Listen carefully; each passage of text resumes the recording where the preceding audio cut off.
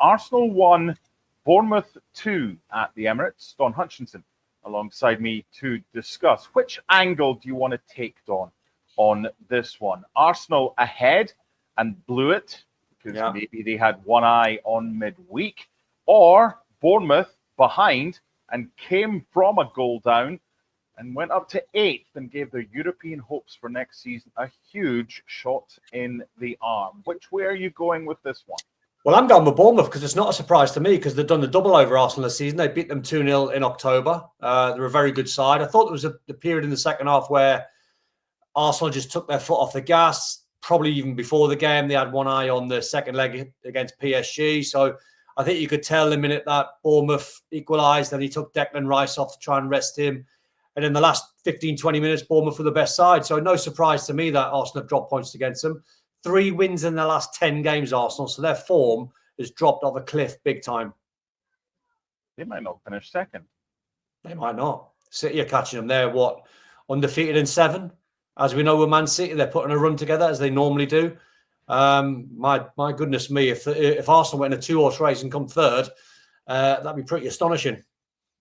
We can't sit here and kind of castigate them when they're still second with 9 goals better off than City. But the fixtures are certainly easier for City than they are for Arsenal between now and the end of the season.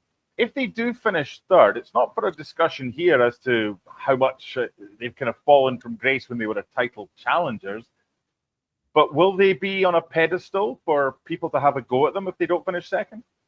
Yeah, I think there's context to it. Obviously, they're trying to win the Champions League, so there's a little bit of context why they've rested quite a few players and dropped a few points. But at the same time, if the end of the season was no Champions League and they finished third, I think many Arsenal fans would look at Arteta, probably not take the context into consideration, but probably would feel as though more from an emotional point of view and think, how can we be in a 2-horse race and finish third the season that they've had? So I just think it's one of these crazy seasons where you can look across the board. You can look at Tottenham, disaster. Man United, disaster, but they're trying to win a European Cup. Arsenal, not such a disaster show. Their form is 3 wins in 10, as I said. But I don't blame Arteta. I don't even blame the players for having one eye on the PSG game because it's a carrot that could be so big for them to try and win their first Champions League. They obviously can't catch Liverpool. That's done and dusted. So it's understandable that their eyes on PSG. Because we've seen stupid things happen in football. And Arsenal going to Paris and somehow turning this around. Liverpool went there and won. It kind of puts this result into perspective. Well, it didn't really matter. What did you make of the team selection today? Because prior to the team lineups being announced, most people thought, well, how many is he going to rest ahead of midweek? And he didn't rest many at all. No, that was his full strength side. That'll be the exact same team that plays against Paris Saint-Germain. So I thought maybe Timber right back if he's available instead of. I don't think he is.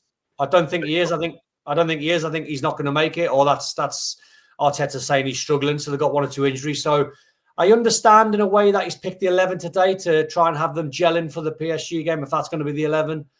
I was very surprised that Declan Rice started and maybe Bukayo Saka, because in a game that didn't really matter, why would you try and risk those two? Because you're not trying to play them into any minutes or any form, because Declan Rice had a terrific 3 or 4 months and Bukayo Saka's been back now for a good month. So I was very surprised.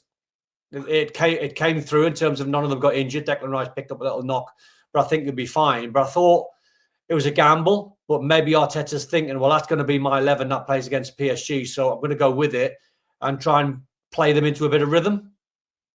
Yeah, look, I can understand that, but the result's gone against them. Okay, if the result goes against them, you've got Sterling up front, you've got Waneri up front, you've made loads of changes, you bring in Zinchenko, then fine, you can understand that it wasn't the first choice 11. But Ødegaard gets hurt near the end with a kind of blocked challenge that was made on him. Thankfully, he's okay. But when you know that you're going to be doing a lot of work in midweek in Paris without the ball, and you want your players to be as fresh as possible, now, when we look back on the team that he's picked today, ahead of midweek, was that an error? Well, we'll only know midweek, won't we? If they get knocked out against PSG and look very leggy, it's a massive error. It has to be. On the face of it, sitting right here, right now, I would say it was a gamble that wasn't worth taking, and it was an error because it's going to deplete energy out of their legs going into the game. So they've got to make sure they recover because, as you said, they're going to be suffering without the ball in the Parc des Princes, they're going to be on a big, wide open pitch where PSG are going to try and stretch them. They're going to keep the ball at the back and play in midfield and make Arsenal run. Then the fullbacks are going to have to work hard alongside the centre-back. So it's going to be a tough evening. I think it was too much of a gamble, Mark, to be honest. I wouldn't have played Bukayo Saka. I wouldn't have played Declan Rice. I might not even have played Ødegaard. I could understand Thomas Partey playing, but it's just an unnecessary gamble. Like, why would you? That would be the question if I was interviewing Mikel Arteta after the game today. Why did you go with that starting 11 knowing you got Paris a few days later? I can understand it if you haven't played for 2 or 3 weeks and you want to get some match fitness into the legs. But these are players that are playing week in, week out. And you see the fact they've drawn 13 games, and we're kind of off on a wee bit of a tangent here. 13 of the 35 games they've drawn this season, and the defeat today. I said it during the week. I don't think Arsenal are far away, but they need someone that can turn those draws into victories. And it was Declan Rice today that got the opening goal because he made the run in between the 2 wide forwards, which is great if you want to play him there. But surely if he's supplying, or Ødegaard supplying a striker, this surely for me goes down as a season that what might have been and what could have been if the board had supported the manager with a bit more funding. They're stubborn, and I think Mikel Arteta's stubborn as well. I think he's trying to prove to the world that you don't need a striker. We've all sat here, we've seen enough football, pundits and analysts who analyse the game, who have played the game, who have watched a million games. We know Arsenal need a striker. Mikel Arteta knows he needs a striker. That's why he tried to lowball Aston Villa in January with a bid for Ollie Watkins. So he knew he needed one. They should have went heavy in the summer because this problem hasn't been there in the last window or so. It's been there for quite a while. So I don't know. I don't know why, apart from being stubborn, you think you can win a Premier League when Man City have got the people like Haaland and Liverpool have got Mo Salah. Why do you think you can distribute all those goals across midfield and not have a striker that's going to hit 30 goals a season? It's madness, in my opinion. So they have to go for a striker this summer. If they don't, and they think they're happy with what they've got, they'll come short again. They'll fall short again. 100% they will with that striker. They'll be the best of the also-rans. Exactly. Don't add strength and depth to their squad and quality as well. I'm always cognizant and have been a lot this season when we're doing a game like this or reacting to a game like this. The narrative, I suppose, is Arsenal because they're second in the table. They've lost at home. However, the headline for me is Bournemouth, and I'm glad you started like that. Let's give them a little bit of love here because it's a game that they would have taken a point before the start of proceedings, and they end up with all 3. Talk to me about what Iraola's done, how he's changed them, what he's done with his team selection and his tactics, and how good 2 of their back 4 especially are. Kerkez at left back, who's probably going to be on the move, and Hutchison, the centre-back, who's 6'5" and ends up getting the goal today. I think what he's done, mate, he's made them into a very good team. He's bought really well. He's bought young. He's got legs that he can work with. He's made the experienced players like Cook and like Tavernier into better players. Michael Christie is another one.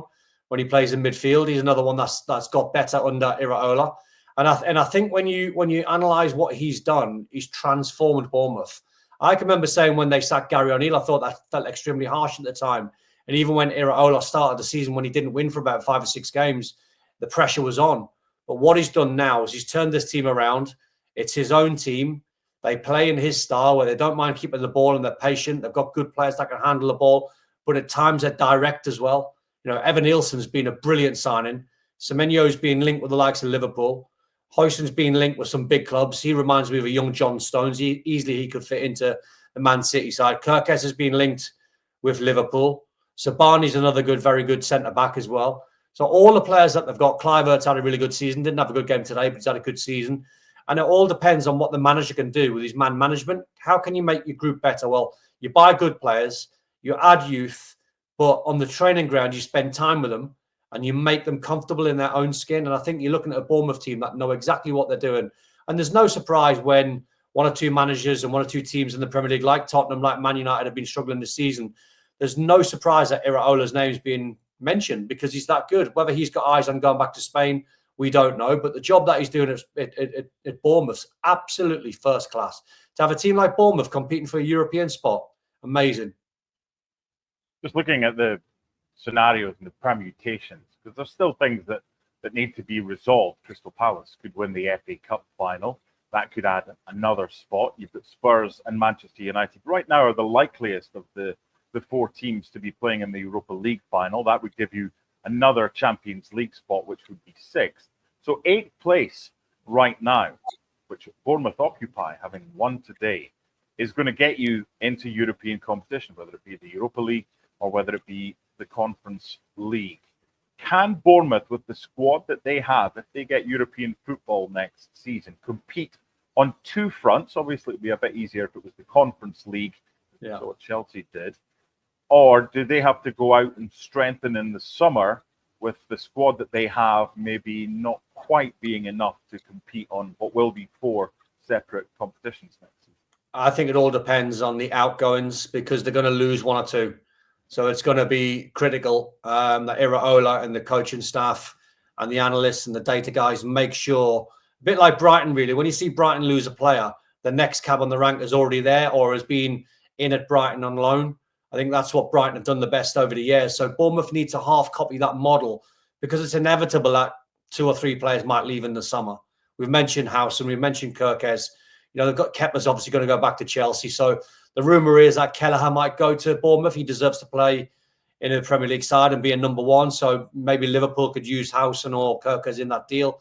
But when you look at them, I think absolutely capable of going close to the conference. I think the Europa League might be a bit of a stretch, but they play so good and so attractive football, they could compete and scare 1 or 2. But if Bournemouth made conference, I think they've got a right chance of winning it.